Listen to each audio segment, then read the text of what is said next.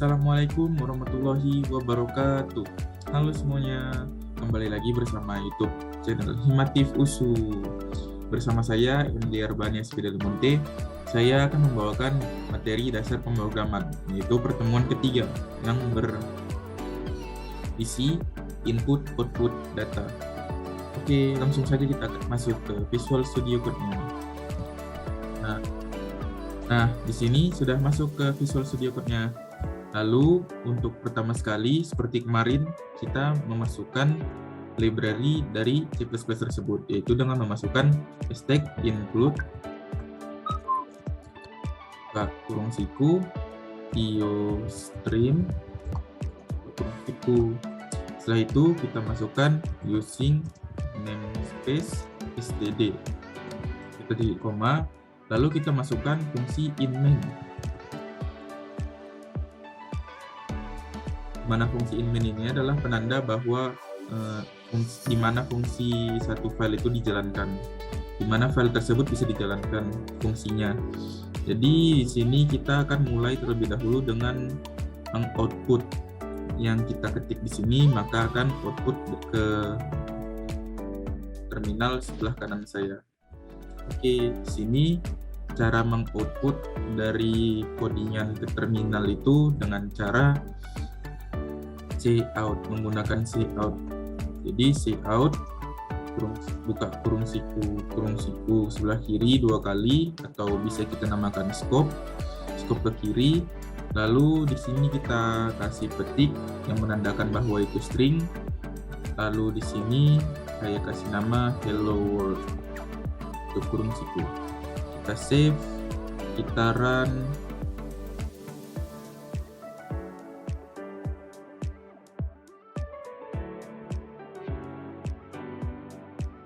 Maka hasilnya akan hello world. Jadi seperti itu, lebih kurang. Jadi kalau kita mau mengeluarkan angka, tinggal 1, hilangkan tanda petiknya, kita run, maka keluar angka. Lalu kita berikan nilai true, kita save, kita run, maka dia akan bernilai 1. Kenapa bernilai 1? Karena selain 0, itu semua bernilai true. Kecuali 0 itu, kalau 0 berarti dia false. Jadi langsung saja kita false. Nah, maka dia bernilai 0. Jadi seperti itu untuk outputnya. Nah, kalau kita mau koma juga bisa 0,5, kita run 0,5. Nah, jadi bagaimana untuk inputnya itu tadi? Untuk input, kita pertama-tama sediakan satu buah variabel. Jika kalian ingin menampung variabel string, maka kalian harus membuat string var 1 kurung siku titik koma. Lalu di sini kita menggunakan cin, di mana dia menginput ke dalam variabel var 1 ini apa yang dimasukkan melalui keyboard di dalam terminal. Lalu kita keluarkan kembali apa isi dari var 1 tersebut dengan cara cout var 1. Kita run. Nah, di sini ini meminta inputan dari keyboard. Lalu kalau kita masukkan inputan high, maka dia akan keluar high. Untuk lebih jelasnya, biasa sebelum menggunakan penginputan diawali dengan kata-kata input atau masukkan input, yaitu dengan menambahkan cout masukkan inputan, lalu tanda petik kurung titik koma. Seperti ini, maka dia akan lebih terlihat interface-nya bahwa dia meminta inputan. Nah, seperti ini, masukkan inputan, maka kita akan masukkan halo. Nah, maka dia akan keluar halo. Begitu juga untuk bertipe data in. Jika kita masukkan di sini, kita run, kita masukkan di sini angka, dan dia akan keluar angka. Tapi kalau kita string juga, bisa kita masukkan dia angka. Tapi angka tersebut bernilai string jadinya. Nah, di sini bernilai string dia jadinya. Tapi bagaimana kalau kita menggunakan int, tetapi yang kita masukkan itu string. Jadi kalau di sini hi, maka dia akan bernilai false. Karena dia bukan bertipe data dari int, melainkan kita memasukkan bertipe string, maka dia akan membalikan nilai false. Tapi kalau kita memasukkan nilai angka, maka dia akan bernilai angka tersebut, yaitu bernilai integer. Bagaimana dengan desimal? Kalau kita masukkan desimal, maka dia akan bernilai int, dikarenakan kita memasukkan ini bertipe int. Kalau ingin menggunakan desimal, kita ganti saja menjadi float. Dan kita coba, dia akan bernilai float atau bernilai desimal. Tinggal mengganti seperti ini. Nah, begitu saja untuk input dan output dari materi ini. Ada materi tambahan, yaitu operator. Di operator ini kita ada banyak, tapi saya hanya menjelaskan beberapa saja. Nah, jadi langsung saja kita masuk ke operator. Tapi sebelum itu kita deklarasikan terlebih dahulu variabel bertipe data integer. Jadi int a sama dengan 5, int b sama dengan 2. Setelah itu operator aritmatika di C++ itu ada banyak. Itu ada tambah, kurang, bagi, kali, modulo, dan sebagainya lainnya. Jadi saya akan langsung jelaskan saja beberapa. Jadi di sini setelah kita pelajari input output tadi, kita akan membuat int, di mana variabel c ini berfungsi untuk menampung hasil dari operasi aritmatika dari bilangan atau variabel a dan b. Yaitu jadi kita outputkan saja c untuk melihat hasilnya. Nah, untuk mengoutputkan variabel itu caranya dengan caranya adalah dengan mengeluarkan variabel itu sendiri. Jadi c seperti ini. Jadi untuk sementara saya jelaskan terlebih dahulu. Jadi misalnya di sini string var1 sama dengan hello world. Nah, seperti ini. Jadi bagaimana caranya kita untuk mengeluarkan var1 ini agar hello world ini bisa tampil di terminal. Caranya yaitu dengan kita input saja var1 di sini. Setelah cout, tidak perlu tanda petik, tidak perlu apa, karena dia akan langsung terdeteksi sebagai variabel. Lalu kita run dan mengeluarkan hasil hello world. Oke, jadi seperti itu. Kita kembali ke topik operator. Jadi sudah seperti ini. Kita jalankan operasi aritmatiknya di sini. Ya, jadi C sama dengan, kalau pertama ini kita akan menggunakan operator operasi tambah A tambah B. Nah, sudah seperti ini. Jadi A tambah B sama dengan 7. Jadi kalau kita run, maka C akan bernilai 7. Lalu kalau menilai kurang, maka hasilnya adalah 3. Hasilnya adalah 3. Tambah kurang kali itu menggunakan bintang, yaitu shift 8. Kita run, bernilai 10. Setelah itu ada bagi. Bagi itu menggunakan garis miring, yaitu di bawah tanda tanya atau di sebelah kanan titik. Lalu kita run, maka hasilnya 2. Nah, kenapa 2 di sini?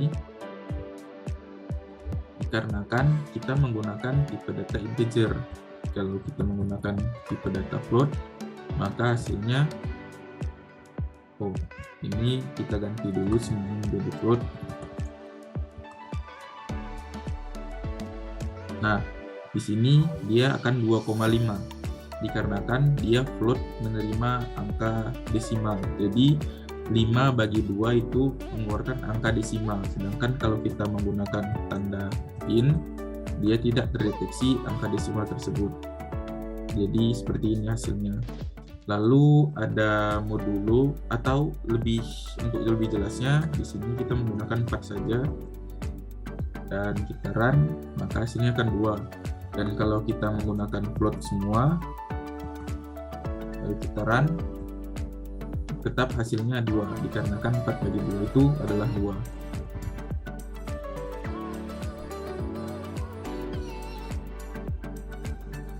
Nah, di sini juga ada namanya modulo. Jadi kalau kita ingin menggunakan operasi modulo itu dengan cara persen, atau kita tambahkan persen, yaitu shift 5 seperti ini. Jadi 4 modulo 2 itu akan bernilai 0. Nah, kenapa 0? Karena 4 itu habis dibagi 2, tidak ada sisanya. Sedangkan C ini adalah sisa dari pembagian A bagi B. Jadi C itu adalah hasilnya 0 karena 4 itu sudah habis dibagi 2. Jadi kalau misalnya kita ganti 5,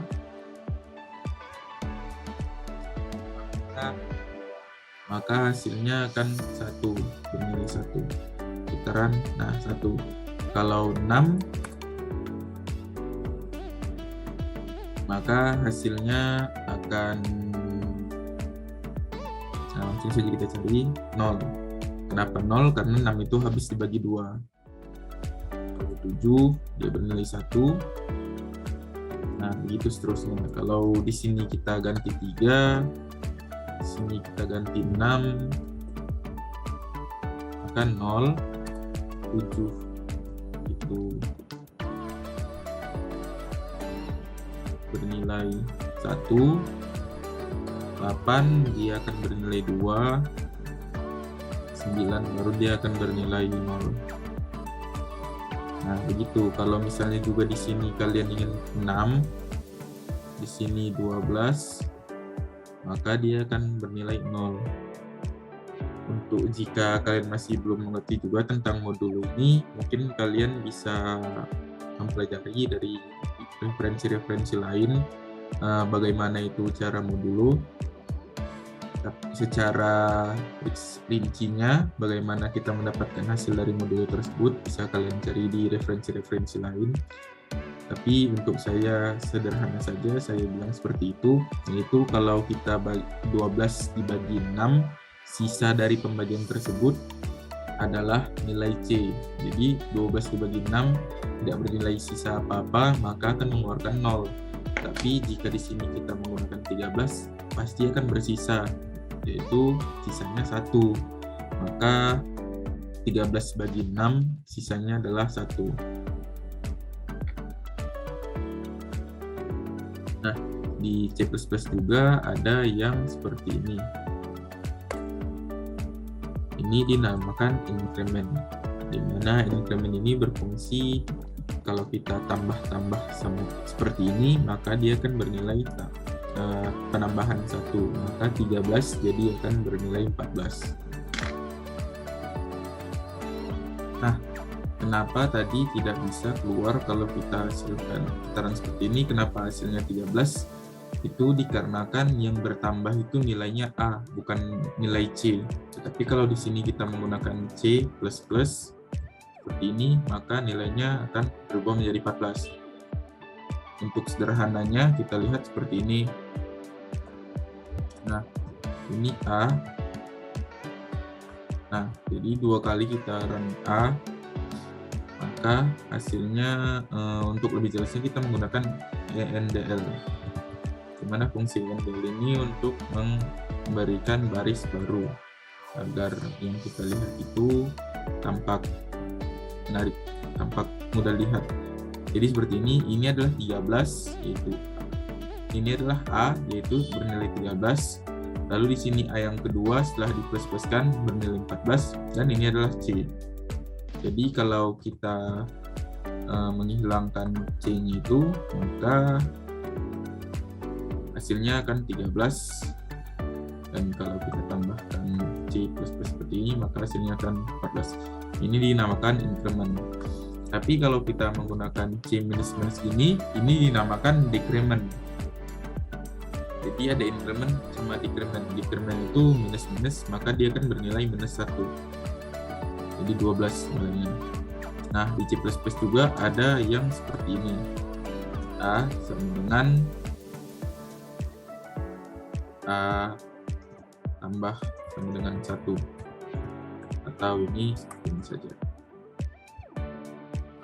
Jadi ini seperti ini saja. Jadi di sini kita menggunakan nilai A. Ini kita berikan nilai 5 biar lebih mudah dilihat. Lalu kita run, maka hasilnya akan 6. Kenapa 6? Dia di sini kita hapus 6. Kita run. Kenapa 6? Karena dia A bertambah sama dengan 1. Atau prinsip seperti ini sama dengan A sama dengan A plus 1. Sama seperti ini. Jadi ada juga dia yang minus seperti ini, maka dia akan bernilai 4. Itu sama dengan A sama dengan A kurang 1. Lalu kurang kali 5 kali 5 karena kali 1, kalau kali 2 maka dia akan 10. 1 bagi 1 maka dia akan bernilai 5. Atau di sini kita bikin bagi 10, maka dia akan bernilai 2. Lalu apalagi yang dulu itu sama ya seperti yang tadi, kali seperti ini, terus itu bagi seperti ini, sama dia. Lalu kalau kita modulo seperti ini, maka hasilnya adalah 5. Kenapa 5? Karena A-nya itu 5 dibagi 10 kan memiliki sisa 5. Karena bukan terbalik atau bisa dibilang bukan seperti ini, kita modulo 5, maka dia akan bernilai 0. Nah, jadi kita balik dia, maka di sini 10, dia akan seperti ini, yaitu 5 di mod 10. Kalau seperti ini pasti akan menyisakan angka 5. Tapi kalau di sini 5, di sini 10, maka di sini akan menyisakan angka 0. Jadi begitu prinsipnya dari modulo tersebut. Oke, saya rasa sekian saja materi yang dapat saya sampaikan. Terima kasih sudah menonton sampai habis. Ditunggu di video selanjutnya. Sampai jumpa.